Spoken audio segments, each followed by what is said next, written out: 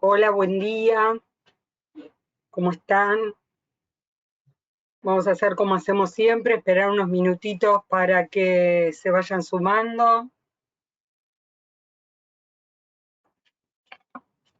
y después arrancamos.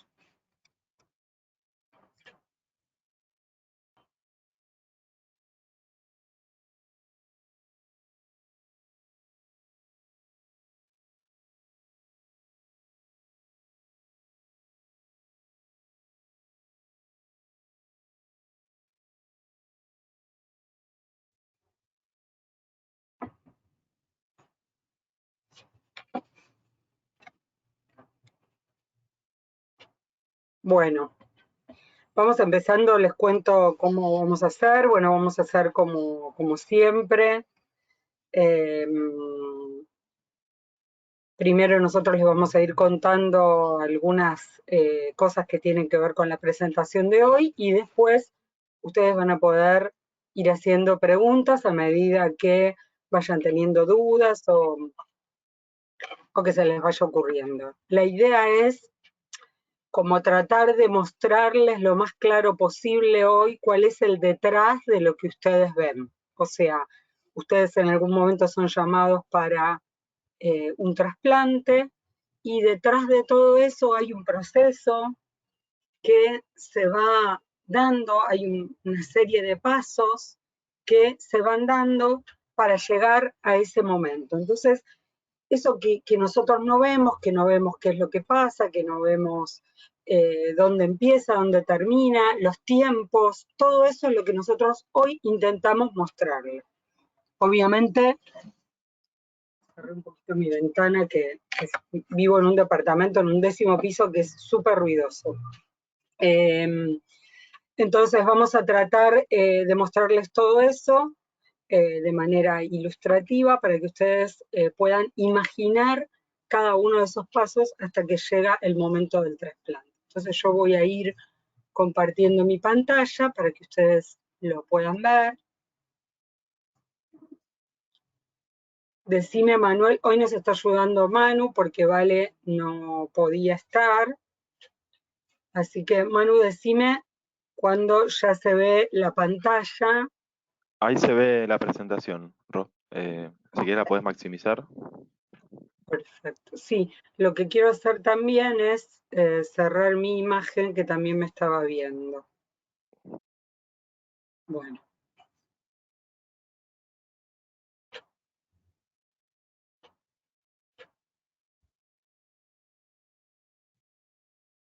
ahí se ve entera. Sí, Ro. Ok. Bueno, entonces arrancamos. ¿Cómo es la donación, el proceso de donación adentro de los hospitales? ¿Y cómo es cada uno de esos pasos?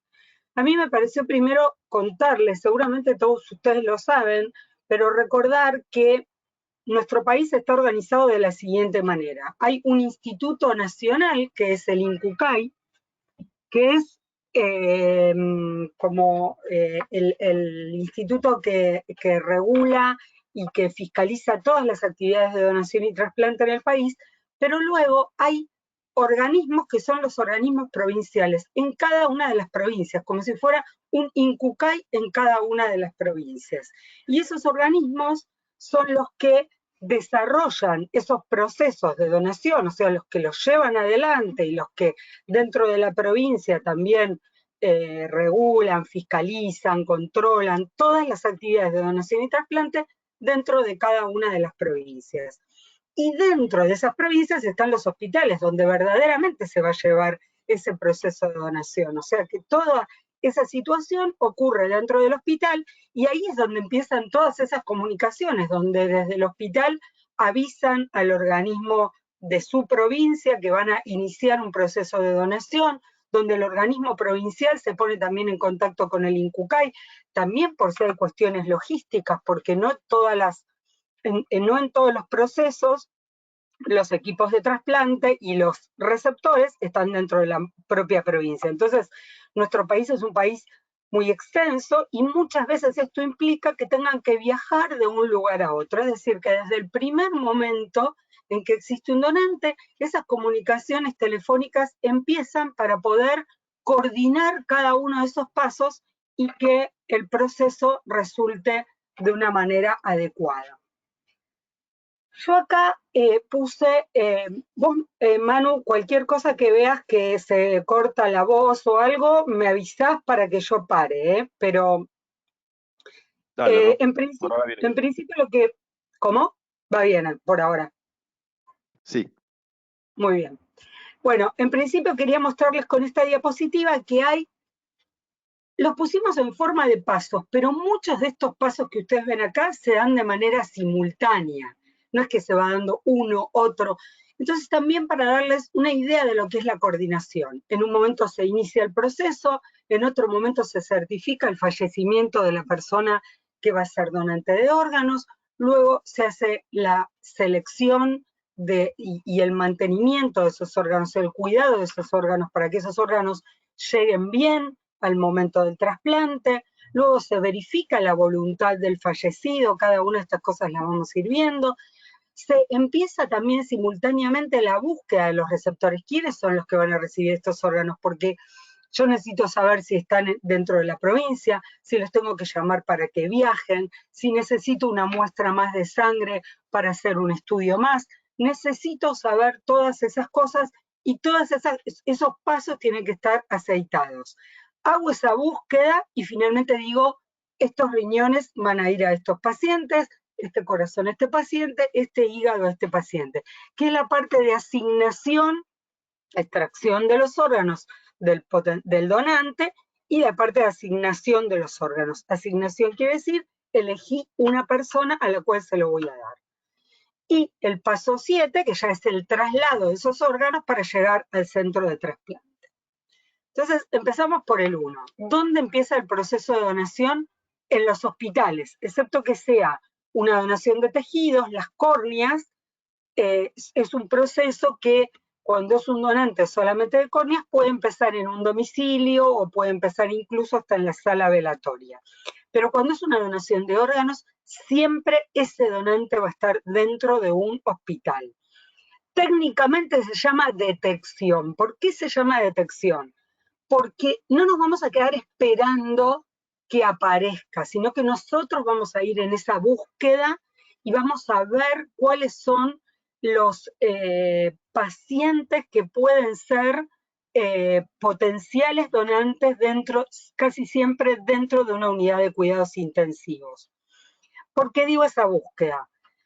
Generalmente son pacientes que tienen una lesión cerebral, una lesión en su cabeza que se convierte en una lesión irreversible. No todos los daños, ni todas las enfermedades, ni todos los problemas que pueden aparecer en la cabeza son irreversibles, pero hay algunas que sí, y cuando eso se convierte en algo irreversible, es decir, que no tiene vuelta atrás, eso se transforma entonces en un potencial donante que va a ser evaluado, que nosotros vamos a verificar para ver si realmente puede ser un donante de órganos. Entonces, en todos los hospitales de cualquier lugar del país o en los hospitales donde existen ese tipo de pacientes y que tienen terapia intensiva, es donde pueden generarse estos procesos de donación. El médico que venía atendiendo a ese paciente y que hizo todo lo posible por salvarle la vida, detecta que, como decíamos antes, ese daño que tiene en su cabeza ya es un daño irreversible. Y por lo tanto, lo que detecta o lo que se da cuenta es que tiene signos de muerte, signos de fallecimiento.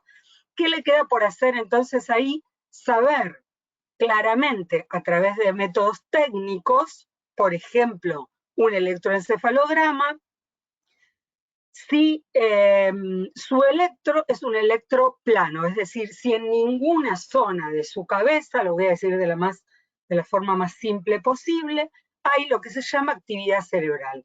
Una vez que vemos eso, y que ese dibujito que aparece en el electro es una línea plana, igual que cuando medimos el corazón. Cuando el corazón se para, la línea del corazón aparece recta, plana. El cerebro hace lo mismo. Cuando el cerebro se para, cuando el cerebro ya no funciona más, esa línea va a ser una línea recta. Y ahí podemos decir que esa persona está fallecida. Es decir, que la muerte es la misma, pero se diagnostica o se detecta de dos formas diferentes, viendo si se paró el corazón o viendo si se paró el cerebro. Entonces ahí se inicia el proceso de donación en cualquier hospital del país.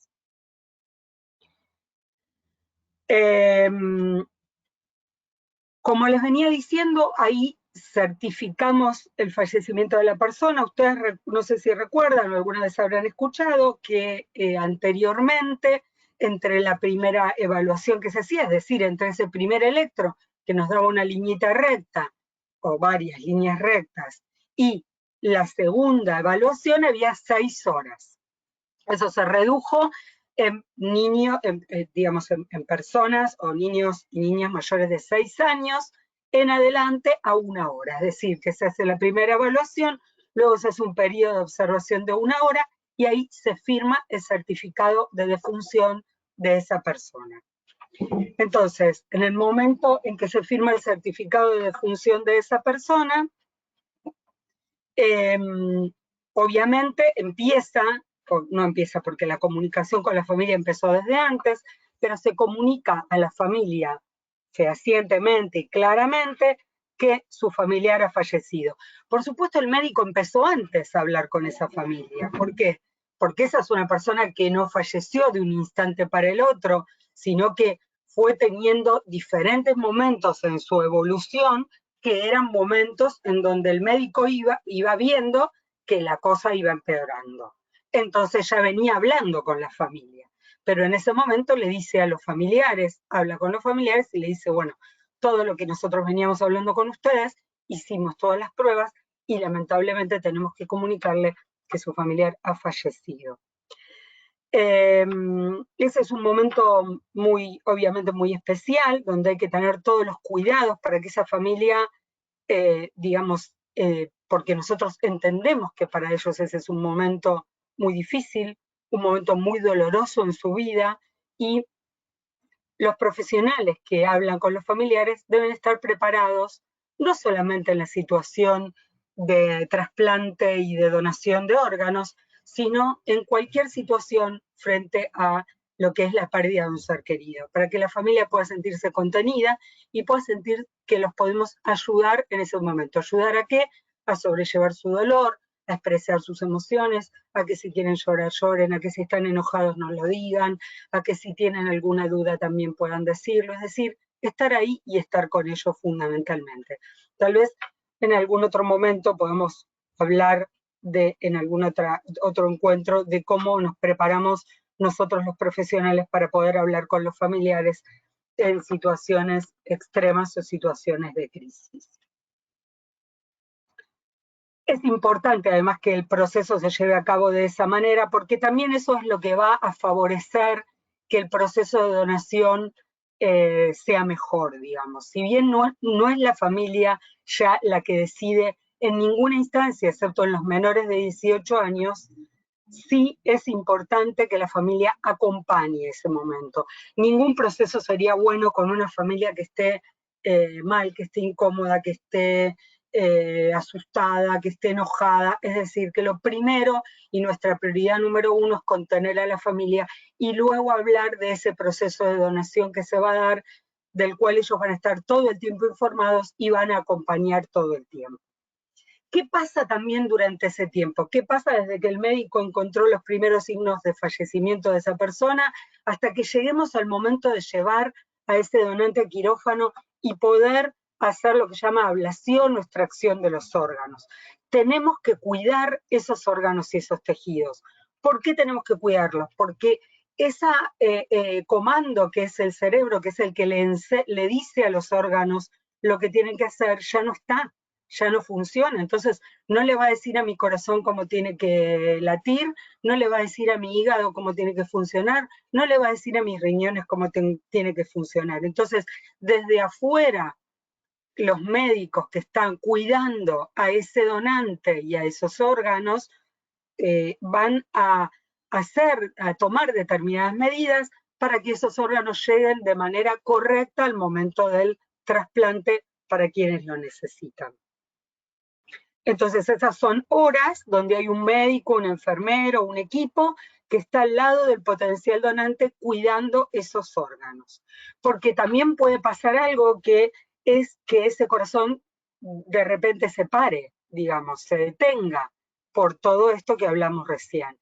Entonces, nosotros queremos que no podemos mantener el corazón latiendo mucho tiempo una vez que está diagnosticada la muerte, porque pasa eso, el corazón en algún momento se detiene. Entonces, en ese ratito que tenemos que el corazón todavía sigue funcionando, es donde tenemos que hacer ese cuidado de los órganos para que lleguen bien hasta ustedes, que son los receptores que lo necesitan.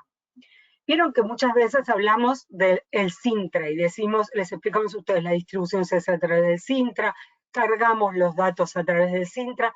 Este es el Sintra, se los presento. Acá todos los renglones que van a ver en celeste están tachados por mí a propósito para preservar la confidencialidad y la identidad de los donantes y resguardar eso. Y quiero que miren acá, lean esta diapositiva, ¿no? Acá tiene diferentes solapas, arriba, donde ven que dice general, potencial donante, estudios y exámenes. Cada uno de esos yo lo toco y se abre una pantalla y lo cargo. Desde el INCUCAI o desde el organismo provincial van a cargar cada una de esas pantallitas a medida que el proceso se va ocurriendo. Esta era una mujer de 53 años. ¿Y qué va a pasar? Ven ahí donde dice, fíjense más abajo, en el medio donde está en rojo, que dice Renadón módulo 5. ¿Qué es ese módulo? Es el módulo que me dice si esta persona expresó su voluntad o no. En este caso, esta persona sí había expresado su voluntad. Si lo ven ahí, dice cuándo la expresó, que es la oportunidad, a través de un acta o en un evento. ¿Quién la cargó? Bueno, acá es Virán Sergio, que cargó el acta, que es un usuario, alguno de nosotros, en este caso de provincia de Buenos Aires, y el acta es un acta afirmativa, o sea que esta señora, esta persona, había dicho que quería ser donante el día que se muriera. ¿Qué puede aparecer acá? Podría haber aparecido que la voluntad era negativa. ¿Qué hubiera pasado si aparecía que la voluntad era negativa? El proceso de donación termina ahí. ¿Qué hubiera pasado si ese módulo me dice no hay registro de voluntad? Esta persona no dijo nada, eso significa que esa persona es donante de órganos, porque si no se manifestó en contra de la donación, significa que es donante de órganos. ¿Vamos bien hasta acá entonces? Fíjense ahí un pequeño detalle, no sé si lo van a ver en el renglón, después que dice terapia intensiva adultos, van a ver un renglón que dice G7, Glasgow al ingreso, y ahí dice 5 en 15. Eso significa el deterioro de esa persona. Ese 15 es cuando nosotros decimos 15 de 15, son 15 signos que hacen ver que esa persona es una persona que está caminando como nosotros, está bien. Y a medida que esos signos van bajando, es el empeoramiento. Este 5 en 15 ya, obviamente a esa altura, cuando se registró, significaba esto que yo les decía, que esta era una persona que ya se convertía en una persona potencial donante. Después fíjense que están los estudios y exámenes, ahí es donde va a aparecer también el diagnóstico de muerte, donde hay otra solapita que habla del proceso de comunicación, cómo le comunicamos a la familia, qué le dijimos, si había alguna duda, etcétera. Si hay intervención judicial, por si fue un accidente o algo que ameritó o requirió intervención judicial, y así el resto de las solapas. Mientras todo eso pasa, la guardia del INCUCAI, que están ahí en una escena parecida a esta que les muestro, en una oficina donde tienen computadoras adelante, donde están sentados, son varios, son entre 4 y 5 personas que están ese día de guardia, y también pasa lo mismo en cada una de las provincias, van a estar buscando los receptores, es decir, van a decir, bueno, vamos a ver cuáles son los órganos que pueden trasplantarse y vamos a estar buscando a los receptores. ¿Cómo los van a buscar? Porque cargaron todo esto, espero que ya estén viendo la pantalla porque tarda un poquito, pero si no ya la van a ver. Cargaron, esto sigue siendo el Sintra, sigue siendo ese donante, que yo empecé a poner los datos de ese donante y dije, bueno, ¿cuánto pesa este donante? 80 kilos, ¿cuánto mide? 1,70, ¿cuál es su perímetro axilar? Le tomo la medida alrededor de las axilas. ¿Para qué tomo esas medidas? Fundamentalmente para la distribución cardíaca y pulmonar. Esos órganos requieren cierta compatibilidad de tamaño. Entonces, necesito saber cuál es el peso, cuánto mide esa persona, para poder contarle al médico, a sus médicos, que son sus médicos de trasplante, que este donante tiene estas medidas. Bueno, yo ahí taché todo lo que es el laboratorio, pero ahí me va a decir quién hizo el grupo sanguíneo, yo le voy a sacar una muestrita de sangre al donante y voy a ver qué grupo sanguíneo es. Y acá es 0 positivo. Eso significa, eso ya me da una señal, porque no voy a distribuirle a todos, sino solo a los que sean compatibles con el 0 positivo, que tengan un grupo sanguíneo compatible con el 0 positivo. Acá la verdad que no les puedo decir, pero es fácil verlo en cualquier, porque jamás me pude acordar las compatibilidades entre los grupos. Así que esas se los debo. Pero lo importante es eso, saber que el grupo sanguíneo ya nos va a decir quiénes van a ser esos receptores.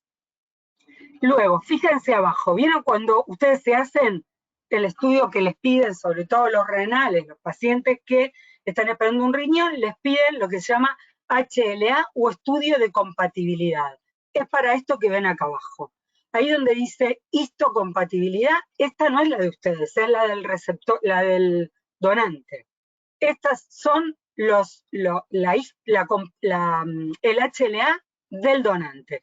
Fíjense que ahí dice, bueno, que tiene una 2, una 68, un B48, un B51, ¿sí? Seguro lo están viendo ahí, un DR8, un DR14 y un DQ7 y nada más. Eso yo lo voy a contrastar, lo voy a comparar con todos los receptores posibles que son compatibles con el grupo sanguíneo. Y los que compartan, o sea, si hay un receptor que también tiene una 2, que también tiene una 68, que tiene un B48, que tiene un B51, va a ser uno de los primeros en la lista, porque eso significa que son compatibles, que son muy compatibles, que comparten muchos de estos antígenos, de estos letras y números, ¿sí? Entonces, para que ustedes puedan ver esto gráficamente, porque si no siempre les hablamos y ustedes nunca lo ven. Y esto es lo que pasa en el sistema. El sistema, nosotros no sabemos los nombres de los receptores, pero el sistema nos dice, estos son los más parecidos a lo que vos necesitas. Y lo van a ordenar, sobre todo, vuelvo a repetir, en renales. También recuerden que en los pacientes cardíacos, los pacientes pulmonares y los pacientes hepáticos cuenta también el estado de salud, por eso hay situaciones de emergencia y urgencia. Entonces, en esas situaciones, por supuesto, va a contar el grupo sanguíneo y va a contar el tamaño, lo que decíamos antes. Todo esto que yo puse en el sistema me sirve para saber quiénes van a ser los receptores. Luego viene entonces ese momento de empezar a llamar a los médicos. Y acá estén atentos, porque acá es donde los van a llamar a ustedes. Por eso sus teléfonos tienen que estar actualizados. Si alguno de ustedes tiene dudas, si su teléfono está actualizado, comuníquense con nosotros para que verifiquemos si el teléfono está actualizado. Entonces, ahí es donde se van a comunicar con su médico, le van a decir, doctor, su paciente está en número 5 en la lista de distribución, o su paciente está en número 15 en la lista de distribución. ¿Por qué? Porque no van a llamar solamente al primero y al segundo, porque si llega a haber algún problema con el primero y el segundo, tenemos que seguir con la lista. Entonces van a llamar en principio hasta el número 20, a veces hasta el número 50, y a veces siguen para adelante también. Van a llamar a su médico va a decir, sí, mi paciente está bien porque lo vi hace poco, porque sé que tiene bien los controles, o tengo que llamar a mi paciente, tengo que ver, a veces no lo vieron hace poco, o el médico, digamos, necesita hacerles algún tipo de consulta, etcétera. Entonces, en ese momento, el médico se va a comunicar con ustedes y probablemente, si ustedes están entre los primeros lugares, vuelvo a repetir, sobre todo para los pacientes renales, van a tener que ir al hospital donde se van a trasplantar y seguramente o los van a mandar a que se hagan alguna prueba de sangre y van a repetir alguna de esas pruebas y van a empezar alguno de esos estudios. ¿Eso significa que se van a trasplantar ese día? Puede ser, pero también puede ser que no. Puede ser que los llamen y que hagan todo y que les digan no. En realidad los órganos fueron asignados a pacientes que estaban anteriores que ustedes. Pero hay que hacerlo igual por esto que les digo, porque si ustedes están entre los primeros de la lista, y tienen chance o posibilidad de que les toque, tienen que hacer esos estudios en ese momento. Y bueno, a veces podrá suceder y a veces podrá ser que nos volvamos a casa decepcionados en ese momento, pero habrá alguna otra oportunidad. Entonces, importante saber esto, ¿sí? Y lo mismo va a pasar con los pacientes que sean citados para el hígado o para el corazón o para los pulmones. Pero ahí casi seguro que ya cuando los citan, la chance sea más alta de que sea esa la oportunidad del trasplante. Entonces, por eso muchos pacientes, eh, sobre todo que están esperando un corazón, a veces el médico les dice, bueno, este es el momento en que tienen que estar cerca del centro de trasplante. Y por eso también la vez pasada les dijimos que los que viven lejos del centro de trasplante pregunten antes, doctor, si me llaman, ¿cómo me voy a trasladar? ¿Qué tengo que hacer? ¿A quién tengo que llamar? Mi obra social, si son las 3 de la mañana, ¿a qué teléfono tengo que llamar? Porque fíjense que todo esto que estamos hablando se da en un periodo de más o menos, calculen, entre 6 y 12 horas, ¿sí? Puede ser de 6 a 12 horas, desde que empezó hasta que ustedes tienen que estar en el lugar para recibir el órgano, ¿sí? Bueno, después a través de las preguntas, por ahí seguimos con algunas otras cosas. Este es el proceso de distribución, volvemos al Sintra. Este es un varón de 50 años, una distribución que se hizo de órganos. Entonces, fíjense, en ese cuidado de los órganos uno va viendo qué órganos está bien y qué órganos no. Fíjense que acá los pulmones fueron descartados porque no eran órganos viables para trasplante. Porque tal vez por la enfermedad que esa persona tuvo, o porque en el momento no llegaron bien al momento del trasplante, o por lo que fuere, esos órganos fueron descartados. El riñón fue implantado, el riñón izquierdo, el derecho, el corazón también, los pulmones no, el hígado también fue implantado, y luego el páncreas y el intestino también fueron descartados. Y las córneas, que también a veces pueden tener algún problema, fueron luego anatomía patológica para ser estudiadas y no pudieron ser implantadas. Entonces acá es donde nosotros también vemos el proceso de distribución. Ustedes como pacientes, si tienen alguna duda sobre el proceso de distribución o sobre si en algún momento participaron de algún proceso y no lo saben, pueden preguntar porque todo está registrado. Se lo pueden preguntar a su médico, eso sería lo mejor para que su equipo pueda contarles o explicarles, y si tienen alguna duda siempre pueden preguntar al INCUCAI también, porque ustedes son los dueños de esta información, por supuesto de la de ustedes, nunca van a poder ver el proceso de otro, pero ustedes son los dueños de esta información.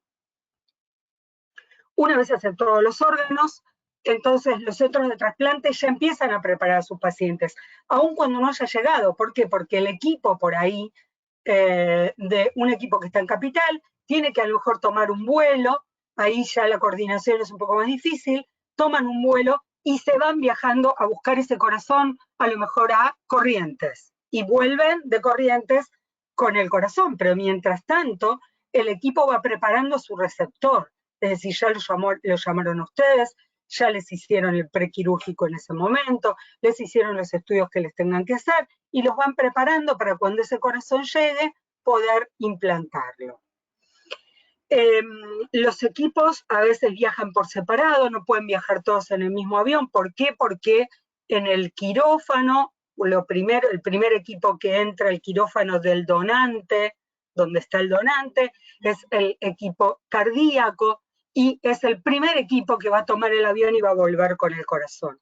Y luego está el equipo hepático, el equipo del hígado, con el equipo renal, ellos más o menos pueden entrar juntos y pueden volver juntos, pero generalmente los riñones se quedan en la región o en, o en la provincia, mientras que el corazón o el hígado, el corazón y los pulmones, puede ser que viajen de una provincia a otra por las emergencias, por lo que decíamos recién, porque va a ir donde se necesite y es lo que es mandatorio, lo que nos va a indicar a dónde tiene que ir, tiene que ver con las emergencias. El traslado de los órganos se hace en estas heladeritas que ustedes siempre habrán visto, que son iguales que las heladeras de picnic, con algún poquito más de tecnología algunas, justamente para cuidar los órganos. Nunca el hielo está en contacto con el órgano, sino que el órgano se pone en una bolsita cuidadosamente y alrededor con un líquido de conservación que hace que llegue bien al momento del trasplante. Y como les decía antes, hay algunos órganos que pueden estar menos tiempo fuera del cuerpo humano y otros que no, por lo tanto, eso, digamos, los equipos van a saber cuáles son sus tiempos y cuánto se tienen que apurar para llegar con ese órgano al momento del trasplante. Y por eso, mientras tanto, los receptores están preparados. En el caso de los riñones, a veces puede pasar que el riñón llegue antes que ustedes, y bueno, lo van a tener ahí cuidado y protegido hasta que ustedes lleguen para recibir ese trasplante que tanto esperan. El paso 8 la dejé en blanco, la diapositiva, porque estos son todos ustedes, que espero que en algún momento estén en esta foto, que son quienes van a recibir el trasplante, y que, bueno, este no es el final del camino, sino el principio, donde también empieza otra etapa, una etapa nueva, de la que ya hablamos en algún webinar y seguramente volveremos a hablar, que tiene que ver con todos los cuidados que ustedes tienen que tener para cuidar ese órgano que recibieron, la medicación que tienen que tomar y todos los controles que tienen que hacerse. Así que ahora espero, vamos a ir leyendo con Manuel, o vamos a ir viendo cuáles son las preguntas para poder contestarles todo aquello que necesiten. Bueno, Ro, bueno, gracias por, por la información muy clara. Hubo comentarios en relación a eso. Y bueno, la primera consulta que tenemos es sobre la ley Justina.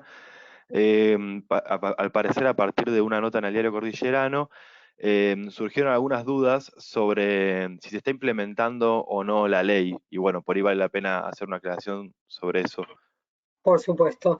Yo sabes que no me veo ahora, Manu, a mí misma, pero bueno, no importa tampoco. Mi pantalla ya se dejó de ver. Se dejó de ver la diapo y te vemos a vos. A vos te Bueno, estamos viendo. buenísimo, usted me ve, yo no me veo, no importa. La ley Justina se está implementando, diría que ustedes saben que desde que empezó por primera vez la primera forma de consentimiento presunto, que era esto de si la persona no dijo nada, es donante, fue en el 2006, y eso se fue no solamente cada vez modificando, sino cada vez implementando de mejor manera. Hoy por hoy la ley se está implementando plenamente y toda persona que no se haya manifestado es un donante de órganos. Para eso se preparan los profesionales y por supuesto que cada vez hay menos opción entonces de lo que, bueno, no hay opción de negativa familiar, por supuesto, pero todavía hay opción de negativa familiar en los menores de edad. O sea, tengan en cuenta que en los menores de 18 sí se consulta a la familia y sí es la familia la que decide.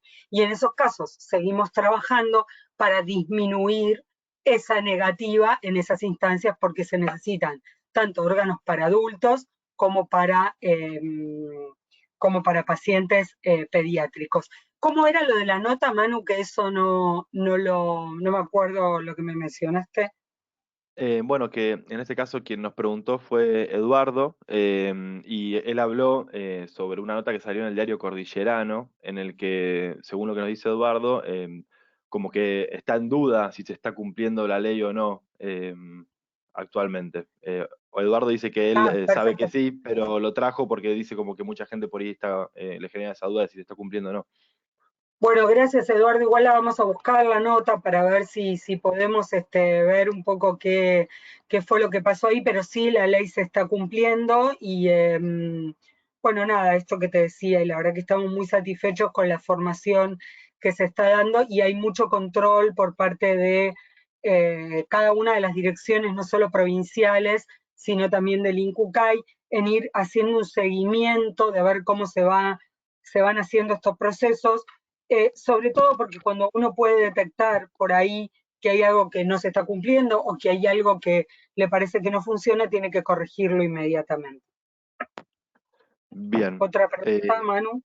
Sí, bueno, hay felicitaciones por la información que quedó clara, dicen. Y bueno, también preguntan, cuando hablas de hospitales, si te referís también a sanatorios y a clínicas en relación Muy a bien, los procesos. muy, muy bien esa pregunta, porque nosotros generalizamos con la palabra hospitales, pero sí, puede darse también en una clínica, en un sanatorio, en un lugar privado. Siempre se va a dar en un hospital, clínica, sanatorio, lo que fuere, que tenga una terapia intensiva, ¿sí?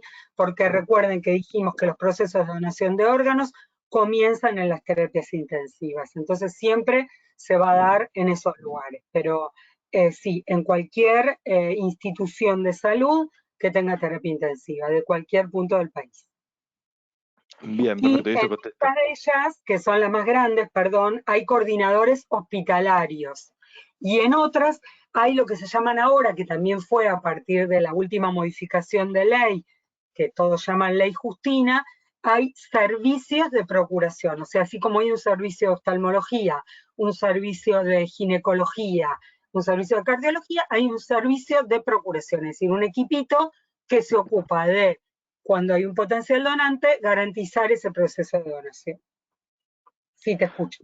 Bien, después hay una consulta respecto a si hay o no auditorías referidas a las terapias. Que calculo tendrá que ver con si las terapias Sí, con están la listas con detección los de eso. tratamientos. Claro, Sí, hay, a ver, hay auditorías, se trabaja cada vez más con las terapias, tal vez no con el formato de la auditoría tal como la conocemos en el término legal, sino con la cercanía de los coordinadores hospitalarios o de la jurisdicción que verifica las causas de muerte, que verifica si hubo lo que nosotros llamamos comúnmente como un escape, es decir, una persona que falleció y nadie inició ese proceso de donación. Entonces, ¿por qué no se inició? ¿Qué fue lo que pasó?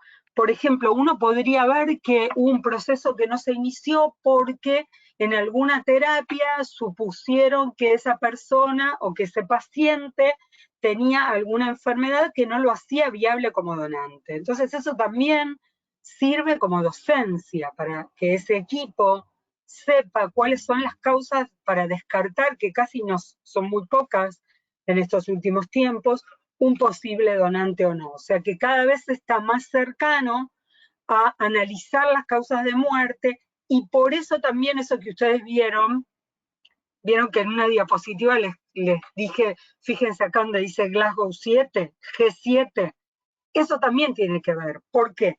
Porque ese paciente no se registra desde que tiene signos de muerte, se registra un poquitito antes para hacer el seguimiento. Si evoluciona la muerte, se convierte en donante. Si no evoluciona la muerte, bueno, se sigue ocupando ese, digamos, sus médicos y su terapia sigue con ese paciente, pero ese seguimiento, que es como una especie de auditoría, se hace desde un poquito antes. bien. Gracias por la aclaración entonces sobre la auditoría. Acá tenemos una pregunta sobre hasta qué edad una persona que fallece puede llegar a ser donante. ¿Hay un límite? Bueno, el límite se corrió cada vez más. ahora casi diría yo que está muy corrido el límite y una persona por ahí que esté en buenas condiciones hasta los 70 años podría llegar a ser un donante de riñones, pero no hay, lo que se evalúa fundamentalmente hoy más que la edad tiene que ver con la condición de los órganos, ¿no? En el caso de córneas es hasta los 80 y en el caso renal 65, 70 años y hasta un paciente de más podría llegar a ser un donante de órganos si esos órganos están en buenas condiciones. Bien, y acá O nos hace sea que, una consulta. para que Sí, ustedes perdón. vean, esto también fue evolucionando, ¿no? Porque por ahí cuando yo entré al INCUCAI hace como 30 años, el límite de edad piensen que era a los 45. Fíjense cómo se corrió ese límite. O sea, un donante hasta 45 años se aceptaba y luego no se aceptaba. Y hoy se acepta un donante hasta 70 años. O sea que eso es bueno porque cada vez hay mayor chance de tener mayor disponibilidad de órganos. Sí, perdón, Manu. No hay problema. Está buena también la aclaración de cómo eso se modifica en el tiempo. Acá hay una consulta, un comentario que hace María Inés da Silva, que consulta por su esposo que está actualmente internado, esperando un trasplante pulmonar, y comenta que él está en una situación como que está dormido farmacológicamente y pregunta si en ese estado aún tiene opción de ser trasplantado.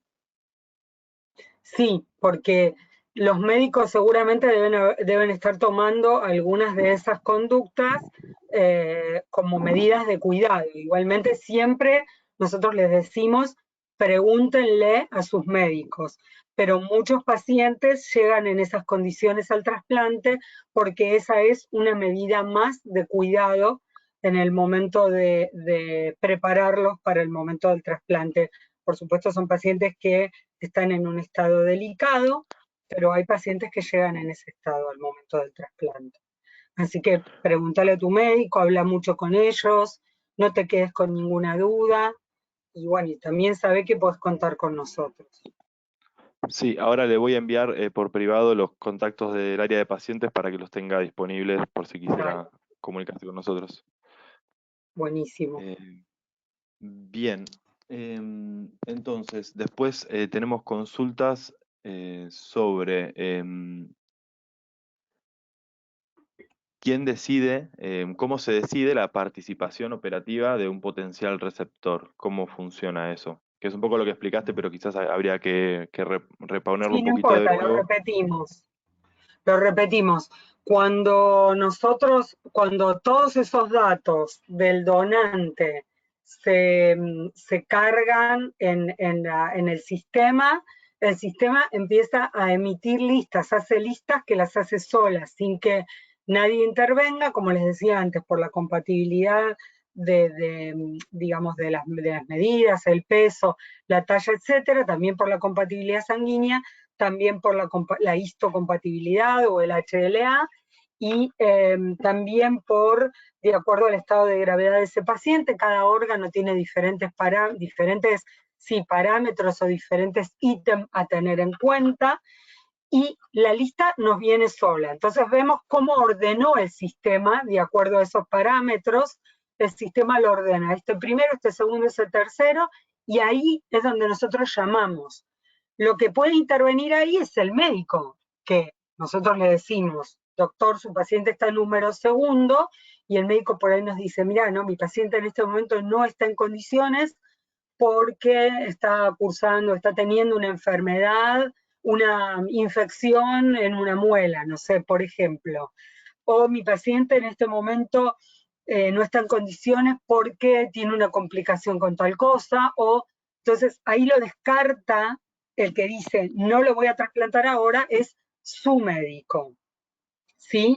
También puede ser que el médico, de acuerdo lo llama el coordinador y le dice cómo es el donante, qué características tiene ese donante, qué edad tiene, y otra cosa que le dice es cómo a ver, voy a tratar de decírselos lo más simple posible. ¿Cómo se comportaron esos órganos durante ese tiempo de cuidado? ¿Cómo estuvo el riñón en ese tiempo? ¿Cómo estuvo el corazón? Y entonces el médico puede también decidir que no acepta ese órgano para ese paciente. Algunas veces los médicos, si es un órgano de una persona muy mayor, un riñón, y piensan que su paciente es una persona muy jovencita y puede esperar, por ahí prefiere esperarlo un poquito y tener un órgano diferente. ¿Eso quiere decir que ese órgano era malo? No, no quiere decir que era malo, quiere decir que no era para ese paciente, ¿sí? Entonces ellos también se van comunicando entre médicos y van eligiendo el mejor órgano para el mejor receptor. Pero la primer selección es automática, y eso es bueno, porque no interviene absolutamente nada. Y después para pasar eso, ustedes tienen su clave Sintra, se conectan y dicen, uy, yo estuve en un proceso de donación y mi médico no me avisó. Bueno, pregúntenle al médico. Seguramente el médico les va a explicar por qué no le avisó, por qué ese órgano no fue para ustedes, etcétera, etcétera. Si no se quedan conformes con la explicación, sigan preguntando. Siempre pregunten y no se queden con la duda. Lo principal es la confianza entre ustedes y su equipo médico. Ro, y en relación a los receptores, también consulta si hay un límite de edad para recibir un órgano. Es decir, que no No, sea en lista tampoco de hay un espera. límite de edad. No, no, no. Tampoco hay un límite de edad y se trasplantan personas muy, digamos, también, no muy mayores, porque hoy uno diría, la verdad es que, ustedes fíjense, ¿no? Hoy uno ve una persona de 80 años y la ve joven. La verdad es que la ve joven, la ve bien, la ve dinámica, la ve con una vida que está caminando, está haciendo su vida como cualquiera de nosotros.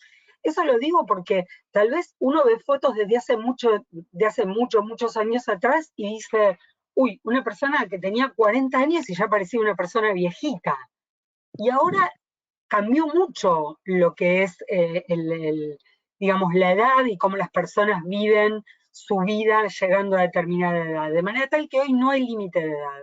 Hoy el médico los inscribe personas mayores y esas personas reciben un trasplante, reciben ese trasplante de órganos. De cualquier Bien, órgano, ¿eh? bueno, bien, gracias por la aclaración, Ro. Hay una consulta sobre córneas.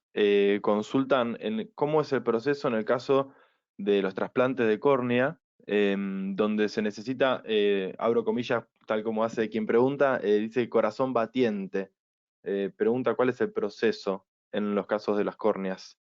En el caso de las córneas no se necesita el corazón batiente. Eso que la persona que preguntó eso, que se refirió corazón batiente, es todo lo que estuvimos hablando recién. Para lo que se refiere a donación de órganos, ese corazón tiene que estar mantenido artificialmente para que esos órganos puedan estar lo que se llama irrigados, es decir, que haya circulación sanguínea y así puedan llegar bien al momento del trasplante. Siempre, obviamente, con el diagnóstico de muerte finalizado y el certificado de defunción firmado. En el caso de las córneas, cuando hay un donante de órganos, se hace la extracción de todos los órganos y una vez que finaliza, se sacan las córneas. Y en el caso de un donante solamente de córneas, que puede ser una persona que haya fallecido en su casa, por ejemplo, que su familia llame y diga, mi familiar era donante, el médico, el oftalmólogo que hace esa extracción, va al domicilio de la persona o a la sala velatoria, hace la extracción de las córneas y luego las lleva al banco. La diferencia entre los órganos y las córneas es que las córneas van a un banco de córneas y pueden estar ahí hasta 15 días, o sea que pueden ser córneas que bien conservadas estén ahí hasta que se produzca el proceso de distribución. De manera tal que la primera asignación que se hace es la de los órganos porque es la más urgente, es la que no puedo poner un corazón en banco, no puedo poner un riñón en banco.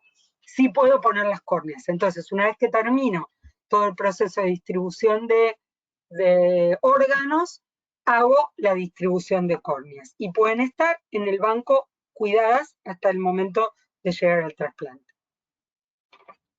Bien, después nos consultan si se hace si los órdenes de las listas se realizan en los hospitales, como si cada equipo de hospitales, dice, cuando se efectúa la evaluación de órganos, cada equipo de hospital que va a hacer el trasplante, ¿la efectúa por un orden determinado? O sea, hay un orden determinado por los equipos de trasplante?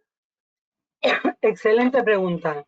No, el orden lo hace el sistema y ahí entran de cualquier equipo, no importa de qué equipo. Entonces puede haber primero uno de la Fundación Favaloro, segundo otro del Hospital Italiano, tercero uno del Hospital Argerich, después puede haber cuarto otro de la Fundación Favaloro, quinto otro de la Fundación Favaloro, después puede aparecer otro no sé, pueden aparecer de diferentes equipos. O sea que no, el orden no es por el equipo, sino por la lista nacional. Y no importa, digamos, dónde se va a trasplantar esa persona.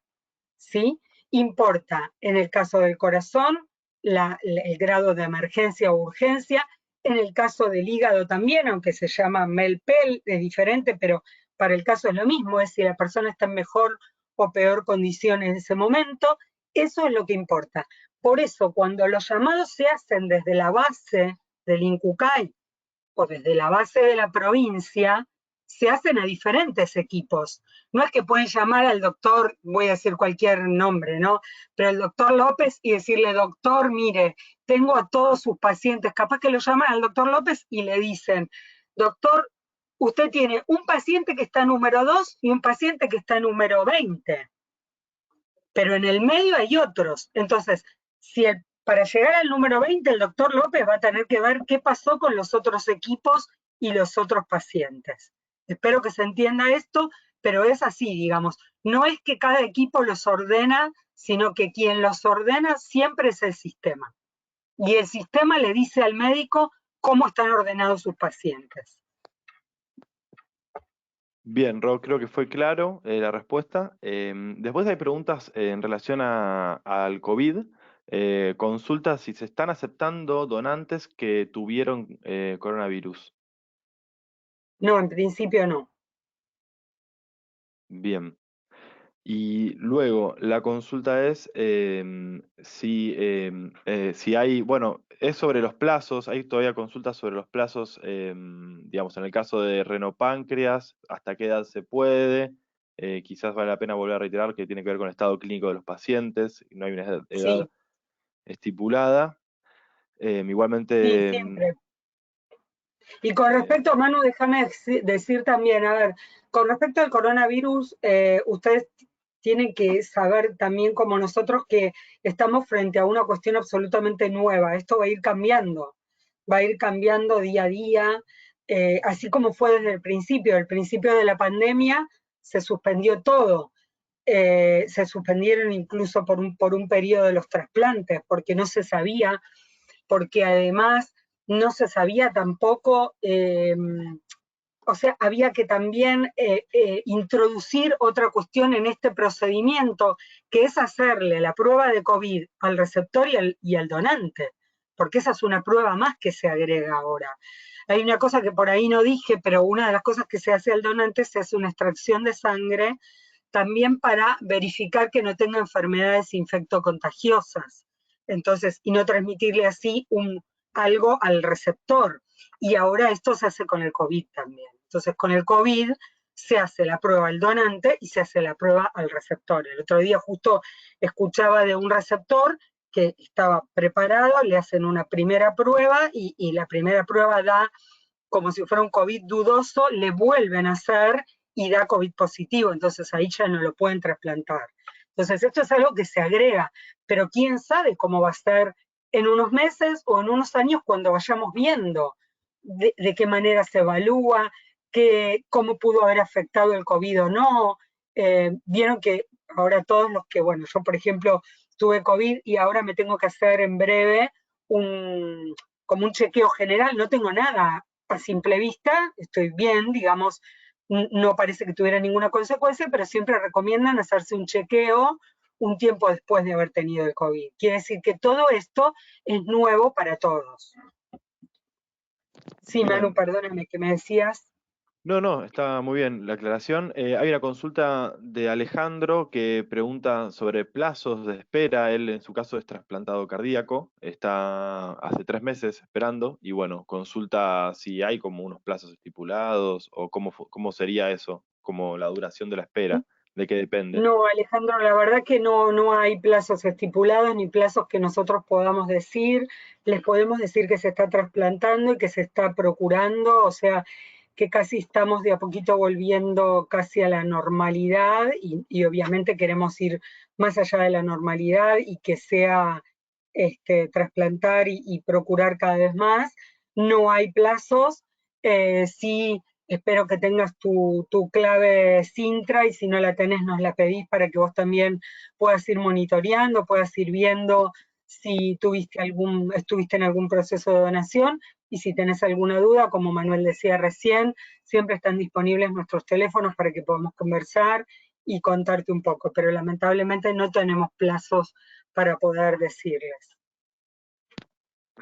Bien, gracias por la respuesta, Ro. Hay otra pregunta de Héctor que me parece es interesante, que tiene que ver con los segundos trasplantes.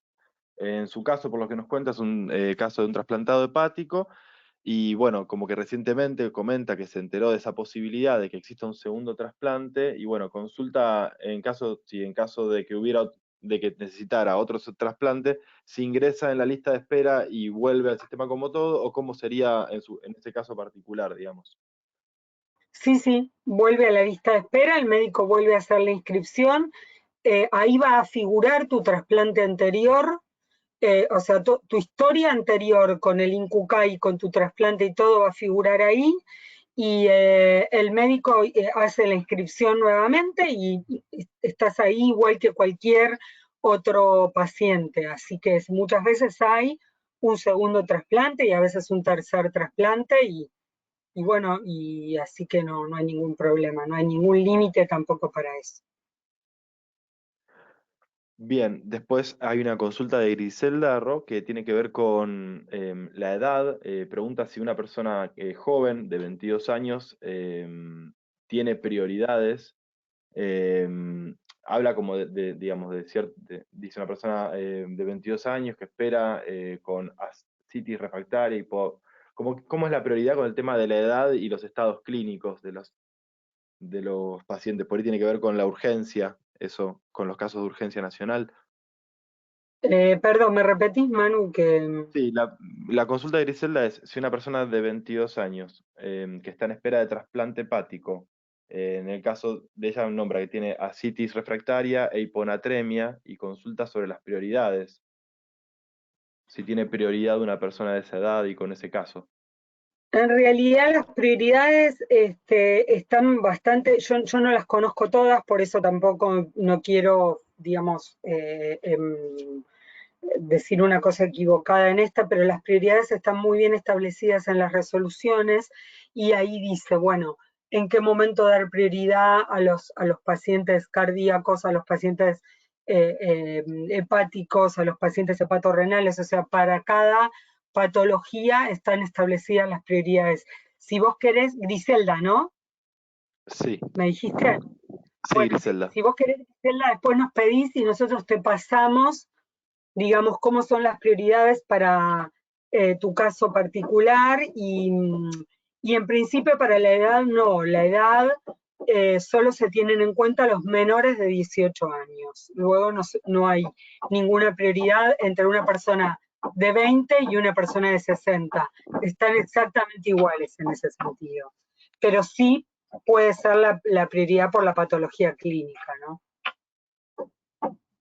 Bien. Ahora a Griselda le enviamos los contactos de pacientes para que se comunique por cualquier duda. Y después consulta a Fernando si hay un límite de edad para ser trasplantado de riñón. Dice, ¿cuál es la menor edad para poder recibir un trasplante de riñón? Digamos, me imagino que se refiere también a pacientes pediátricos. A los más chiquitos, no lo sé. Sí. No lo sé. Sé que hay pacientes chiquitos que se trasplantan, pero no sé realmente cuál es la experiencia de menor edad. Tal vez en algún momento nos queda también pendiente un poco el tema de hacer algún webinar específicamente para pacientes pediátricos. Así que prometemos anotarlo y invitar a algún especialista de pediátricos, pero no sé. Bien, por cualquier consulta también se puede comunicar aparte. Sí, Le sí, dejamos también, así los se lo podemos teléfonos. averiguar y responder por si tiene alguna duda. Perfecto. Bien. Después, preguntas también relacionadas al COVID, que creo que ya lo respondiste. Si el donante tuvo COVID, si puede donar órganos. Después hay una pregunta por el caso de una paciente hipersensibilizada, si tiene posibilidad de trasplantarse, alguien que esté hipersensibilizado. Quizás una pregunta Si una muy paciente particular. sí tiene posibilidad, sí, claro que sí, sí. Tiene una paciente hipersensibilizada, tal vez requiera, por supuesto, otro tipo de estudios y de atención, pero tiene posibilidad y además de tener posibilidad, tiene prioridad también. Tiene un puntaje adicional eh, justamente para que tenga mayor cantidad de veces de chance porque está hipersensibilizada. Bien. Bueno, por lo pronto no hay más consultas. Hay una consulta de Romina que tiene que ver con los traslados en caso de trasplante. Eso le vamos a dejar los teléfonos de contacto de pacientes para que se comunique para ver su caso en particular y no contestar quizás algo en general.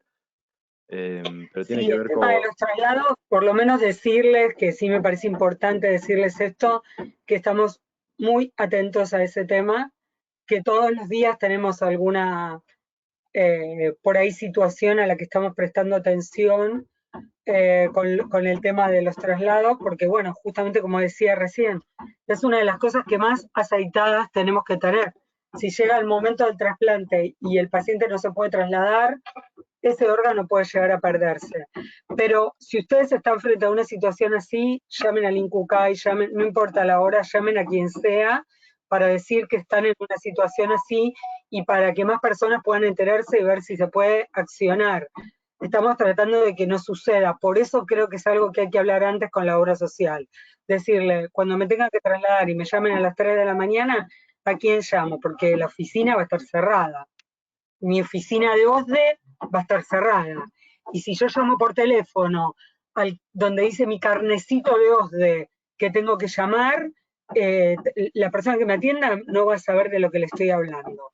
Entonces, no importa, OSDE, PAMI, incluir salud, lo que sea, hablemos con la obra social o con nuestra cobertura e insistamos de decirle cómo nos vamos a trasladar al momento en que me llegue el trasplante, que les den un número, chequear ese número, y si aún así eso no sucede, llamen a la guardia del INCUCAI, llamen a la guardia de la jurisdicción para que nosotros por lo menos podamos tener alguna alerta para poder intervenir en el momento. Bien, y en ese Yo garantizo caso, que podemos solucionarlo, ¿no? Porque a veces digamos, es algo que no depende de nosotros, pero sí les garantizo que vamos a hacer lo imposible para resolverlo. Si hay algo que aprendí cuando entré al INCUCAI, es que ningún paciente debe perder un órgano ni porque no pudimos comunicarnos ni porque no pudimos trasladarlo. O sea que tenemos que hacer lo imposible para que eso suceda. bien, Roy, acá hay una pregunta que nos hacen en relación a la aplicación de la ley Justina y la posibilidad de que en alguna terapia, como está preguntando sobre la aplicación de la ley de Justina y qué sucede cuando no, en alguna terapia intensiva no se logra o detectar al donante a tiempo, y pregunta si existen algún tipo de sanciones para las personas que trabajan en las terapias. Es una pregunta, la consulta Sí, es cómo saben que no se pierden los órganos y por no hacer las denuncias, digamos. Habla como de esa situación. sí, entiendo la pregunta. En realidad, a lo que nosotros siempre apuntamos es a, como decía antes, a un trabajo en equipo y a un trabajo que tenga un seguimiento. Si uno pone una persona a hacer un seguimiento de esa terapia y de las causas de fallecimiento, etcétera, puede ver todas esas cosas a tiempo. Existen algunas sanciones, pero son complejas también de aplicar, porque yo puedo ir en un momento a una terapia y preguntar por qué no se, digamos, se inició un proceso de donación con un paciente, pero podía ser que ese paciente hace un ratito tuviera una condición distinta, o sea que nosotros creemos que no es lo más efectivo. Creemos que en las terapias donde la cosa funciona y no hay escapes ni hay pérdidas, es porque hay personal dedicado a eso, puntualmente. Bien, gracias Roxana. Hay una consulta final que tiene que ver con si puede haber alguna alternativa para un trasplante cuando haya incompatibilidad sanguínea. No sé si Sí, es hay una clara. alternativa. En algunos casos, en casos de extrema urgencia, algunos equipos, sobre todo hepáticos, creo, y cardíacos, han elegido hacer trasplantes que se llama heterogrupo, es decir, con un grupo que no es el mismo, pero lo definen ellos. Pero sí, es una alternativa que entiendo que es como la última alternativa que eligen. Y no sé cómo hacen el procedimiento para, digamos, luego deben hacer seguramente una serie de procedimientos ahí para minimizar el impacto que puede tener esa diferencia de grupo sanguíneo, pero se ha hecho. Repito, no como primera alternativa, ¿no? Bien, gracias Roxana. Y por lo pronto no tenemos más preguntas. No sé si hay alguna cosa más que vos quieras comentar. No, bueno, les va a quedar, como siempre, queda grabado, queda como pendiente, muchas de todos estos webinars que quedan grabados, también muchos de ustedes que también trabajan en organizaciones y que tienen contacto con otros pacientes, obviamente también pueden usarlos para que otro pueda verlo, o para que, no sé, en encuentros que también ustedes tengan, siempre quedan disponibles ahí en un reservorio para que ustedes puedan elegir el tema. Y bueno, nos veremos en 15 días. Sepan que seguimos trabajando con el tema de las vacunas, seguimos trabajando con la Sociedad de Trasplante, la Sociedad de Infectología y la Sociedad y el INCUCAI en una comisión, bueno, con el tema de evaluar la tercera dosis, etcétera, etcétera, y bueno, y ver la combinación de vacunas, así que estamos arduamente también trabajando en eso. Seguramente en algún momento, sé que la Sociedad Argentina de Trasplante va a ser, no sé si ya está puesta la fecha, pero en breve un webinar para pacientes hablando solamente del tema de vacunas, estén atentos a eso, entren a la página de la SAT y nosotros también seguro lo vamos a publicitar y bueno, nosotros también vamos a seguir trabajando en eso.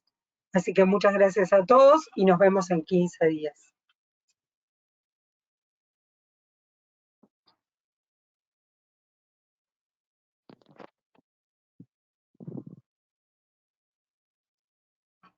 ¿Cerrás vos, Manu, Sí, lo la estoy cerrando. presentación?